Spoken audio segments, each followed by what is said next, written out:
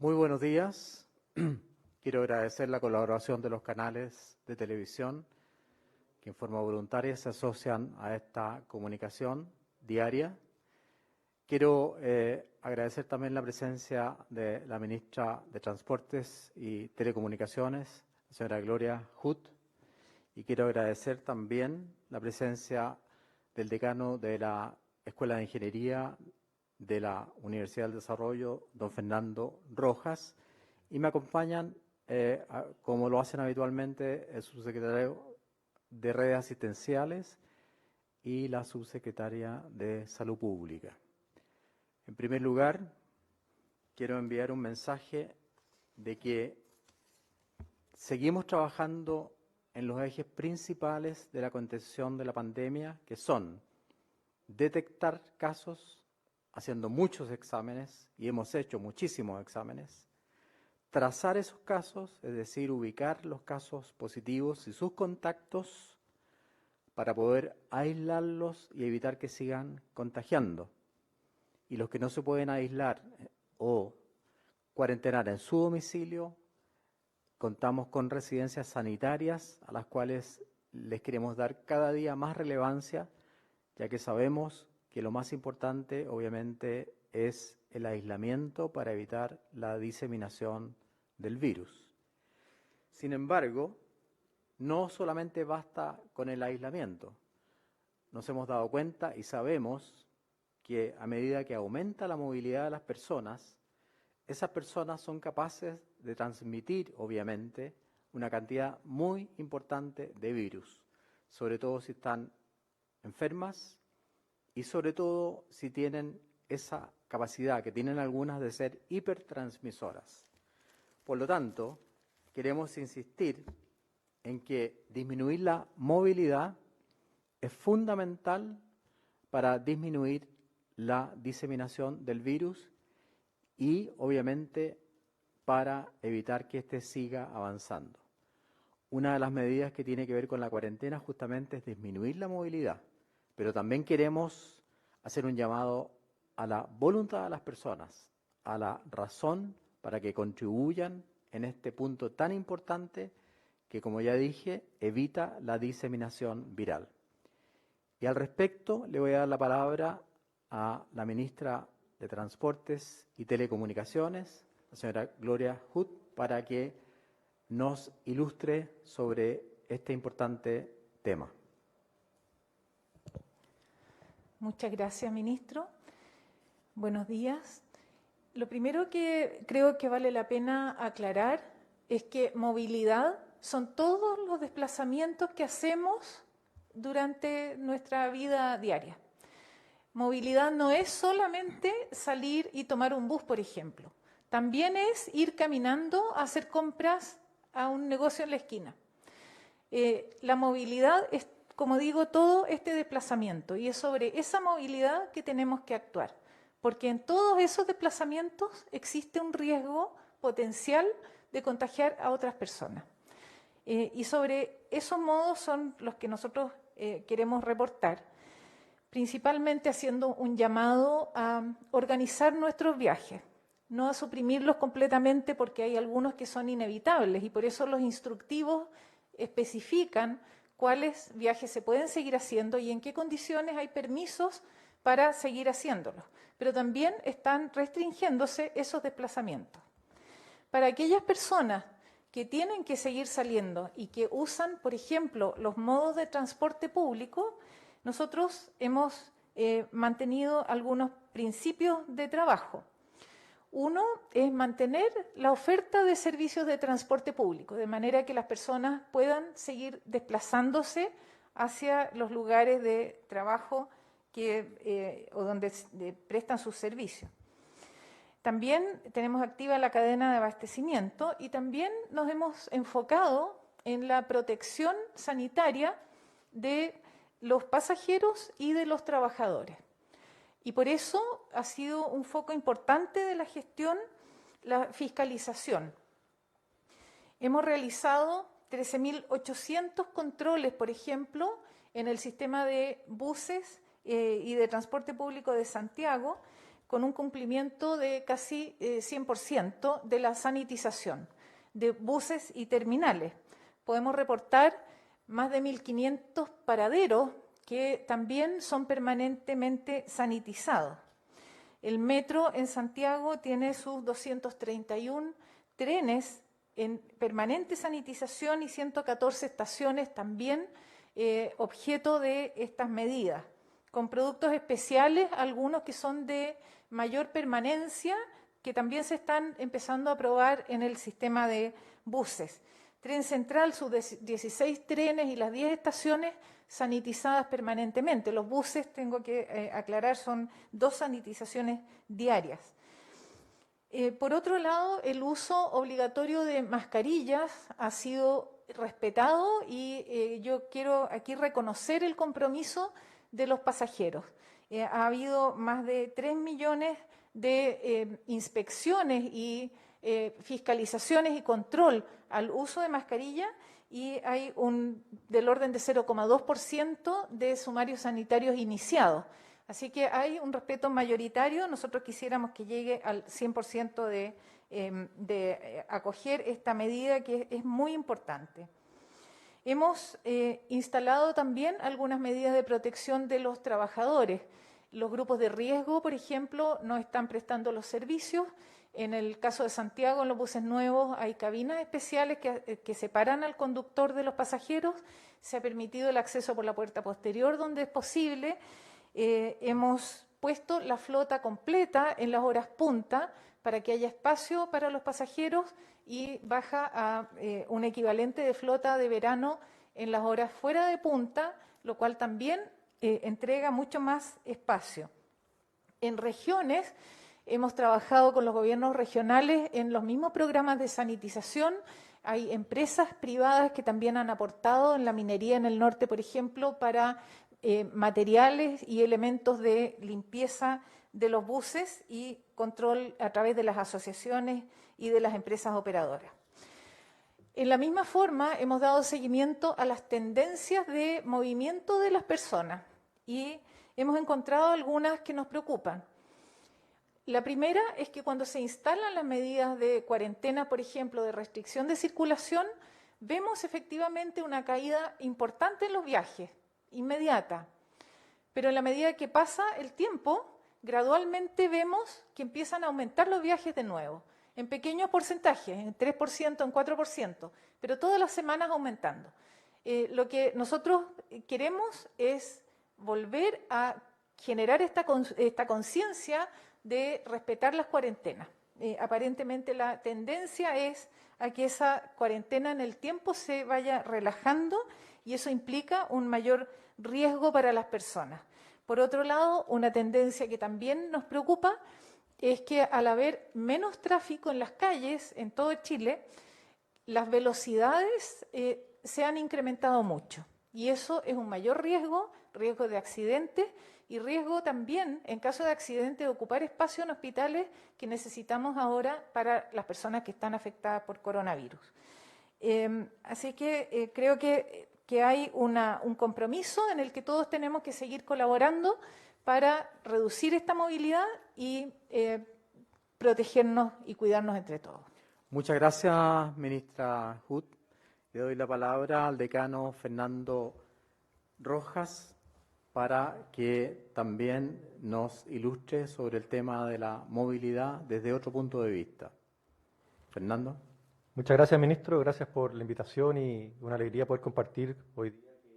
Gracias a los estudios de movilidad que tenemos, podemos informar cómo la ciudadanía se está comportando en todas las regiones del país y en todas las comunas. Esto se hace a través de un seguimiento totalmente, o estudios totalmente anónimos, de más de 4 millones de celulares, que permite que, empaquetados en grandes grupos de miles de movimientos, podamos informar cómo se está comportando la ciudadanía en periodos de pandemia, lo cual es útil e importante para hacer un seguimiento al cumplimiento de las cuarentenas y de los objetivos de ellos para enfrentar la pandemia. Esto lo hacemos con el apoyo de Telefónica y de Cisco, y también agradecemos al ministro de Ciencias que ha empujado para que estos datos los pongamos a disposición de la comunidad y que sean útiles precisamente para más estudios en esta dimensión. Lo que creo que es más relevante, ministro, es que podemos constatar que en todas las regiones ha habido reducción de la movilidad. Sin embargo, destacar que en ninguna región hemos llegado a un 40% de reducción. Luego, si uno mira la región que ha tenido una mayor reducción es la región metropolitana, con un 39%, si es que miramos cómo ha sido su reducción de la movilidad comparando la última semana, hasta el domingo, con lo que fue la segunda semana de marzo, justo antes de las medidas que llevaron a reducir el movimiento de los colegios y precisamente de las instituciones de educación superior. Para ello, destacar también que las segundas regiones con mayor población, que son la del Biobío y la quinta región de Valparaíso, han reducido un 27% su movilidad, tomando estas 2 semanas de comparación. Creo que es importante destacar que este estudio se puede entregar en forma periódica y es útil para todas las regiones y las comunas, es decir, para los alcaldes puede ser importante también poder tener este seguimiento periódico y que pueda permitirles ver cómo se está comportando la población en su comuna semana a semana. Así que en ese sentido, ministro, contentos de poder poner a disposición desde el Instituto Data Science de la Universidad del Desarrollo este análisis. Muchas gracias, decano. A continuación, le cedo la palabra a la doctora Paula Daza, subsecretaria de Salud Pública, para que nos relate el reporte de casos de hoy día. Doctora Daza. Muy buenos días. Con respecto a la situación de nuestro país de las últimas 24 horas, podemos informar que se han reportado 4.475 casos nuevos de COVID-19, de los cuales se descomponen de la siguiente manera. 4.060 son personas que han sido sintomáticas, 383 son asintomáticas y 32 son casos de personas que son PCR positivas y no han sido notificados al Ministerio de Salud.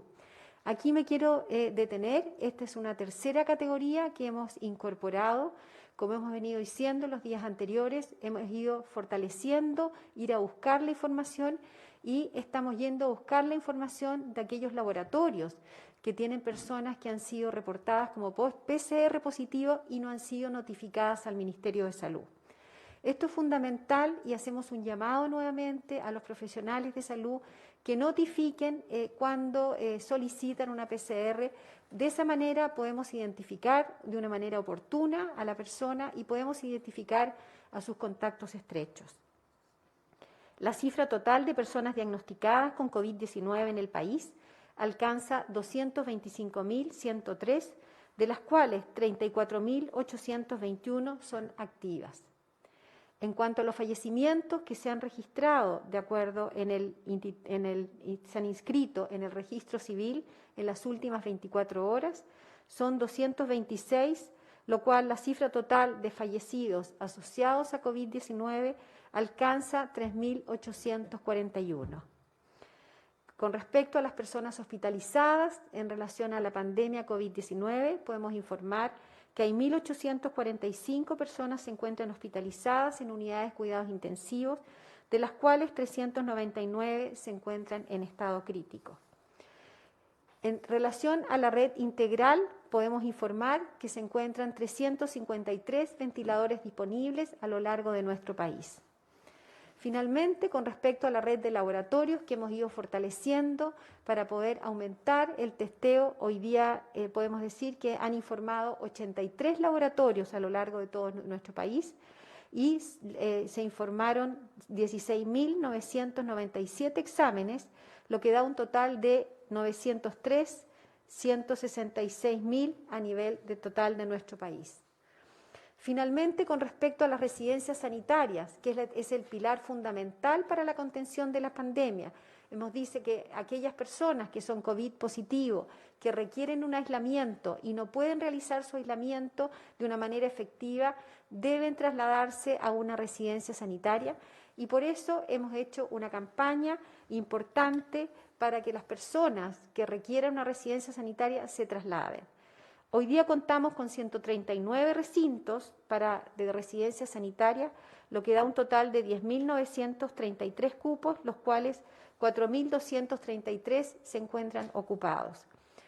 Para mayor información con respecto a las residencias sanitarias, hoy día contamos con un teléfono donde se pueden comunicar aquellas personas que requieren información de las residencias sanitarias, que requieren trasladarse a una residencia sanitaria, y el teléfono es 800-726 666 o visitar la página del Ministerio de Salud.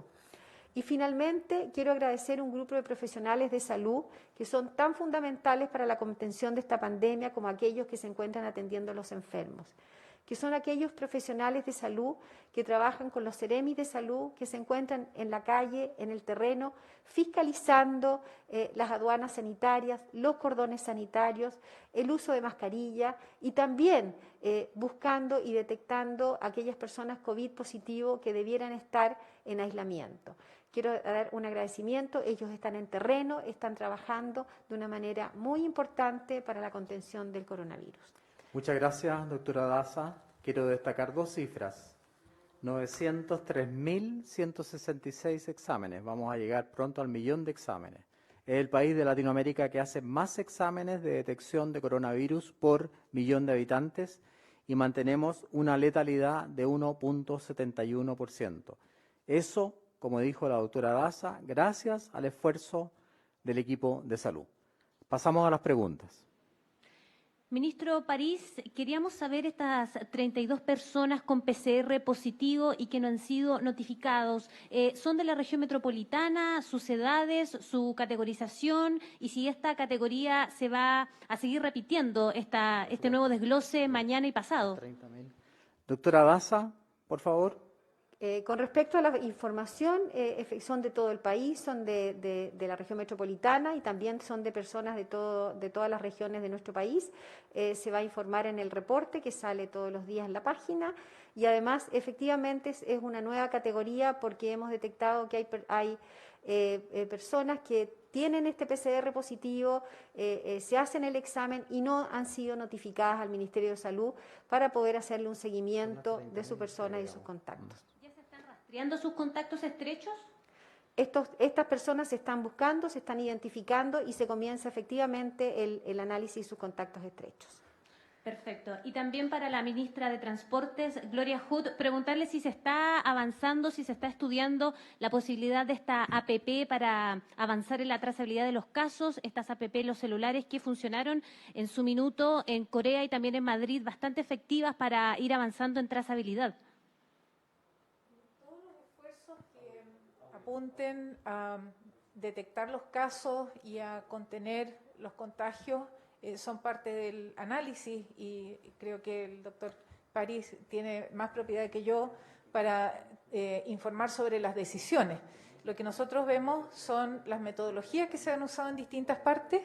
En general apuntan a obtener información.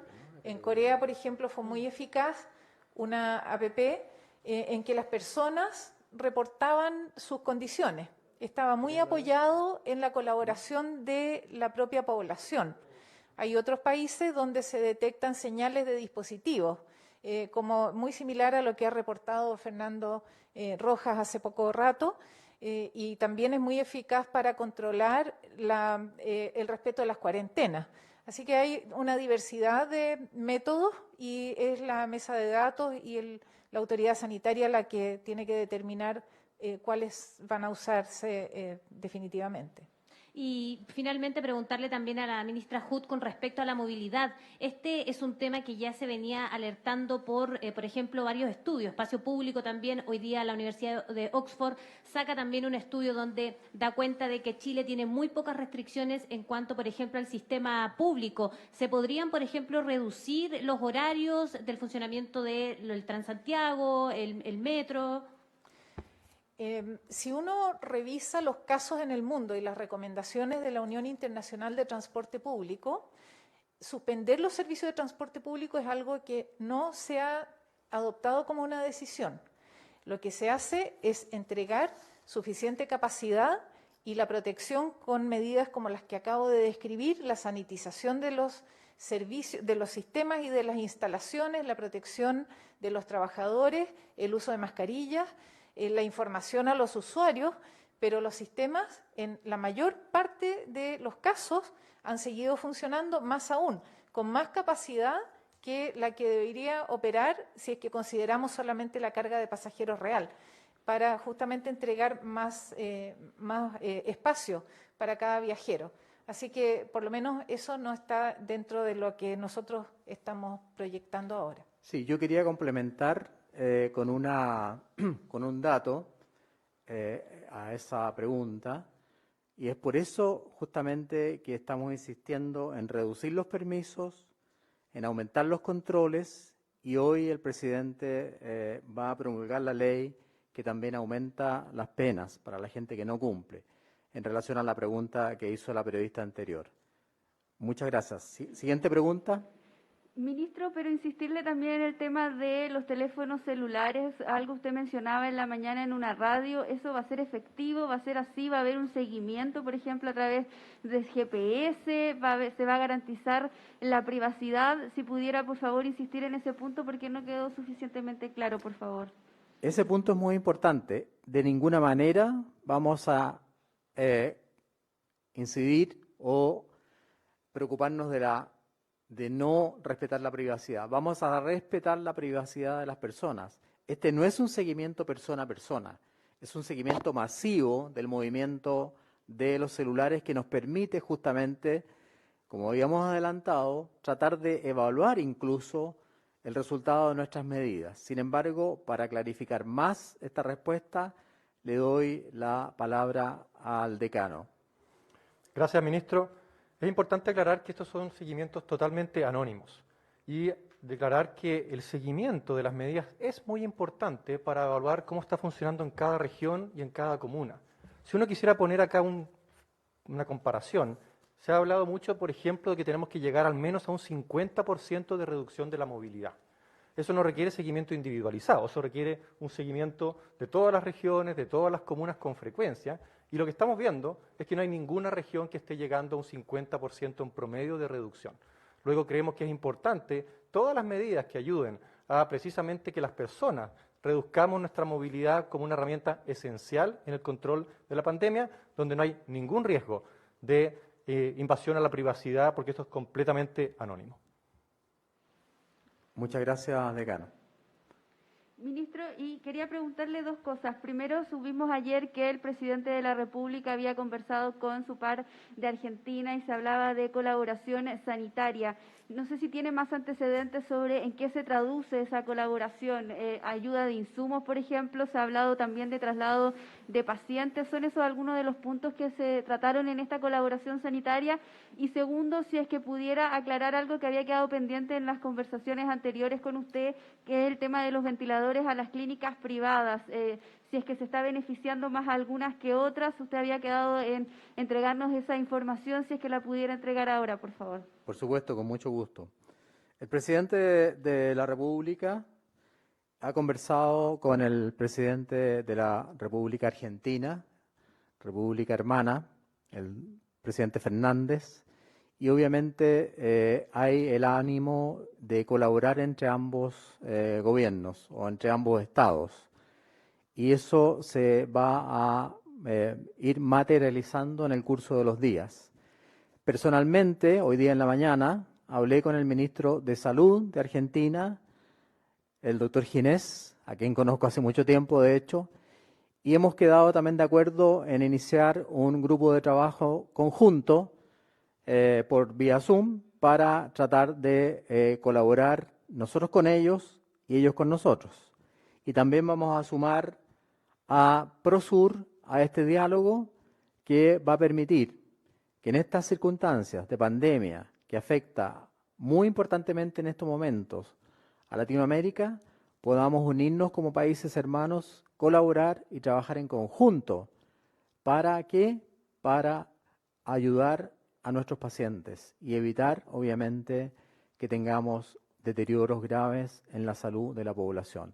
Así que hemos iniciado ese diálogo, hablé por teléfono con el ministro de Salud y de Argentina, y obviamente que vamos a colaborar cuando tengamos claro los elementos que podamos intercambiar o con los cuales nos podamos apoyar mutuamente, yo los voy a transmitir. Por el momento no ha sido necesario, y quiero desmentir ese tuit, trasladar pacientes hacia Argentina. Eso no es exacto. Y le cedo la palabra al subsecretario con respecto a los ventiladores y las clínicas que, como usted tiene razón, yo prometí que se iba a aclarar. Bueno, en relación a nuestra resolución emitida a mediados del mes de marzo, en donde se toma control de la totalidad de las camas, creando el sistema integrado, donde se crea el sistema integrado COVID-19, esto ha permitido aumentar fuertemente la cantidad de camas. Inicialmente nosotros teníamos 1.200 camas entre ambos sistemas y hoy día ya hay más de 3.000 camas. En el sector privado ya superaron las 1.200 camas, habiendo cumplido con la resolución en donde les exigíamos que se hayan duplicado. ¿Cuál es el criterio para poder asignar los ventiladores mecánicos a cada uno de estos establecimientos? Es sencillamente aumentar el número de camas. Si cualquier establecimiento, sea público, privado, de Fuerzas Armadas, de Carabineros de Chile, tiene la facultad, tiene la infraestructura, tiene el personal y lo único que requiere es un ventilador mecánico para poner a disposición, ya sea de un paciente FONASA o un paciente ISAPRE, una cama adicional de cuidado intensivo, nosotros tenemos ventiladores para poder arrendarlos al sector privado y habilitar una cama y ponerla a disposición de la ciudadanía, sea, insisto, de FONASA o de pacientes ISAPRE. ¿Insisten eso? ¿Se arriendan? ¿No se regalan? Estos ventiladores se arriendan, ¿ya?, a todos los prestadores privados en base a la cantidad de días que se prestan para poder atender a los pacientes, insisto, de pacientes FONASA o de pacientes ISAPRE. Muchas gracias, subsecretario. ¿Preguntas? Subsecretario, entonces, ¿descarta la denuncia de que haya privilegios en unas clínicas sobre otras? Nosotros vamos a entregar los ventiladores a todos aquellos prestadores privados, prestadores públicos, prestadores de las Fuerzas Armadas, que soliciten y que tengan la capacidad para aumentar su número de camas. Muy buenos días. Ante la saturación de la red hospitalaria en comunas como La Granja, Puente Alto, Peñalolén también, han optado por habilitar en los consultorios camas de prehospitalización para pacientes que están esperando por cupos en recintos hospitalarios. Hasta 8 días han debido permanecer en estos consultorios hospitalizados. ¿Por qué se ha tenido que llegar a esta situación? ¿No está dando abasto o está fallando el sistema integrado COVID-19 y el traslado de los pacientes que debiese haber dentro de los mismos hospitales? Muy buena pregunta, se la voy a transmitir, se la voy a traspasar al subsecretario Zúñiga. Cuando uno ocupa la palabra consultorio, no todos los consultorios son iguales, hay diferentes tipos de consultorios. Por lo tanto, quiero que Arturo Zúñiga aclare esa duda porque me parece muy relevante. Bueno, dentro de nuestro sistema de salud nosotros contamos con hospitales que ustedes bien conocen y dentro de la atención primaria están los SESFAM y están los servicios de urgencia de la atención primaria. Los servicios de urgencia de la atención primaria puede ser un SAPU y también puede ser un SAR, además de otros como servicios rurales, como los SUR y otro tipo de estrategias que existen en la atención primaria. Hay establecimientos como los SAR que cuentan incluso con camas de observación con redes de oxígeno. Y eso está dentro de lo que se ha planificado para poder enfrentar esta pandemia. Nosotros necesitamos de la totalidad de nuestra capacidad, sea público, sea privado, sea atención primaria, sea de atención de hospitales. Y eso está disponible para la población. Y eso tiene una gran ventaja. ¿Por qué? Porque el paciente, mientras antes reciba un tratamiento, menor es la posibilidad, la probabilidad de que ese paciente requiera de algo más invasivo como un ventilador mecánico. Por lo tanto, yo agradezco el trabajo y como usted mencionó, hay alcaldes como el alcalde del PIN, de la comuna de La Granja, que en su centro de especialidades ha habilitado camas para poder atender a la población. Lo mismo ha hecho el alcalde Rodolfo Carter, de la comuna de La Florida, en donde a un costado del hospital de La Florida habilitó un centro para poder tener una atención más pronta en este sentido de que necesitamos, obviamente, atender a los pacientes lo antes posible para evitar en un mayor número la posibilidad de que ese paciente requiera ventilación mecánica invasiva. Hay que reconocer que los centros de atención de alta resolutividad son obra del Estado de Chile. Hay gobiernos que anteriormente instalaron eso, hay que reconocer el trabajo de otros ministros de salud, ministras de salud que trabajaron en eso, y como ha dicho el subsecretario Zúñiga, en los centros de alta resolutividad hay la capacidad, obviamente, de atender un paciente con oxígeno, incluso con monitorización, e incluso habían algunos que tenían ventiladores mecánicos, porque fue, obviamente, pensado de esa manera, para no hacer colapsar el sistema hospitalario y reforzar la atención primaria. Eso ya estaba en marcha, como digo, gracias al trabajo de otros gobiernos que hay que reconocer que contribuyeron justamente a mejorar el estado de salud del Estado de Chile. Buenos días. ¿Cuál es el diagnóstico de la evolución de la pandemia en regiones? ¿El crecimiento de casos activos en Magallanes es un rebrote? ¿Y cómo se evalúa la situación de la Araucanía, donde hay un 83% de ocupación, según el último reporte de la Sociedad Chilena de Medicina Intensiva? Nos preocupa, obviamente, Magallanes. Estamos atentos a todas las cifras. Las cifras se revisan todos los días. Incluso el presidente de la República participa en la revisión de cifras. Por el momento no consideramos que haya un rebrote, pero estamos muy atentos a Magallanes. Con respecto a Araucanía, la ocupación total de camas es del 65% solamente. Y con respecto a la ocupación de camas en UCI, que corresponde a la 9ª región, Araucanía, tiene un 75% de ocupación de camas UCI solamente, o sea, todavía tenemos un margen bastante importante en esa región. Yo quiero reconocer que Araucanía se ha portado muy bien, excelentemente bien, y ahí la cuarentena sí que surgió efecto, es por eso que tenemos una menor recargo de pacientes. Insisto, Araucanía tiene una ocupación hospitalaria del 65% solamente, y de camas UCI de un 75%. Están las cifras, por si acaso las quieren conocer. Una pregunta más. Muy bien. Sí, ministro, buen día. Ustedes han hablado de esto de restringir, bajar, reducir la movilidad mediante algunas de las medidas que se anunciaron, por ejemplo, ayer, como restringir los permisos, y en ese sentido, dos consultas con este punto. Se han detectado algunas personas que teniendo COVID-19 o teniendo que guardar cuarentena por ser un contacto estrecho, igual pudieron sacar su permiso en la comisaría virtual o obtener el permiso único colectivo. ¿Qué pasa ahí? ¿En dónde se produce el problema del cruce de datos? Y también hemos visto largas filas durante esta misma jornada en la AFC, también en notarías por la cesantía. Son solamente 2 permisos que tienen las personas, pero se le agotan en este proceso de trámite donde muchas veces pasan más de 2 o 3 horas en la fila. ¿Cómo bajar la movilidad también para este tipo de trámites que solo se pueden hacer de manera presencial? Bueno, esa observación que usted nos hace llegar es muy importante.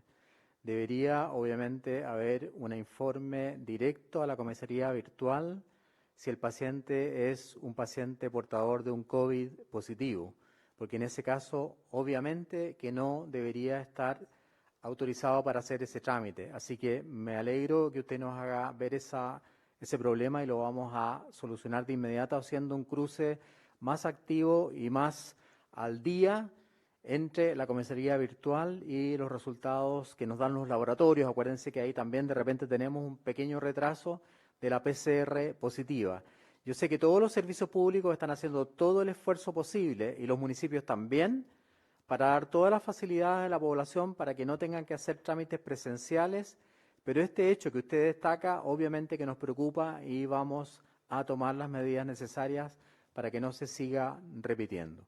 Muchísimas gracias. Les doy la... ¿Perdón? Ministro, disculpe, quedó pendiente hay del tema también de cómo solucionar las filas que se producen en la AFC, en las notarías, buscar algún método quizás de que estos trámites se puedan hacer de manera digital. No, sí, lo dije, que me preocupaba mucho y acepto esa sugerencia. Yo tengo entendido que muchas notarías, el Conservador de Bienes Raíces de Santiago, por ejemplo, tiene una cantidad enorme de trámites que se pueden hacer por vía digital. Quizás es bueno que reforcemos esa posibilidad y, como ya le dije, le doy las gracias, porque el otro tema sí me preocupa mucho más, que no haya un cruzamiento entre la información de exámenes PCR positivo y el permiso que otorga la comisaría virtual. Muchísimas gracias. Muchas gracias al equipo comunicacional del Palacio de la Moneda. Gracias a todos los periodistas que han preguntado hoy día. Gracias a los canales de televisión que han estado atentos a nuestra transmisión.